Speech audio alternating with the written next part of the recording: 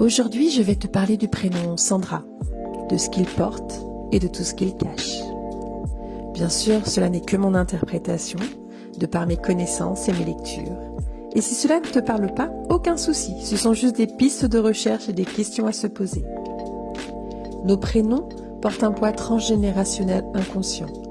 Et le sens que je vais te donner peut être à 1000 lieues de tout ce que tu as pu lire dans les livres classiques de signification des prénoms. Sandra, on a dû te la faire un paquet de fois à la blague du genre « Hé Sandra, tu dors Sandra ?» Le drap fait référence à la protection. On peut donc se demander ce qu'il s'est passé dans les draps de tes ancêtres.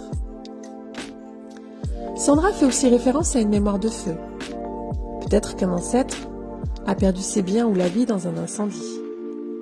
Mais on parle aussi de renaissance, tel le phénix qui renaît de ses cendres. Le sang dans les draps nous amène aussi à la question du sang qui a pu couler dans des draps, qui fait référence à une femme morte en couche, ou bien au viol d'une femme de ta lignée. Ton prénom est un dérivé d'Alexandre.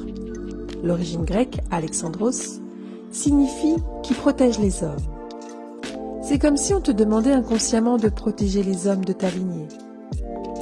Serais-tu un enfant de remplacement ? Un ancêtre aurait-il choisi de se réincarner avec toi ?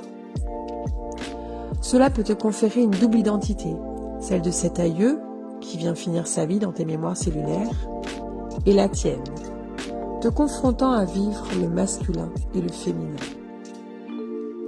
Côté amour, cela signifie être condamné à être plus une maman qu'une femme dans ton foyer. Je te laisse méditer sur tout cela, et peut-être que ça te parlera, peut-être que tu trouveras avec évidence une réponse à des questions que tu te posais. Mais souviens-toi, cela n'est qu'une partie de tout ce que représente ton prénom. C'est juste une piste pour t'éveiller et comprendre pourquoi tu as choisi ce prénom.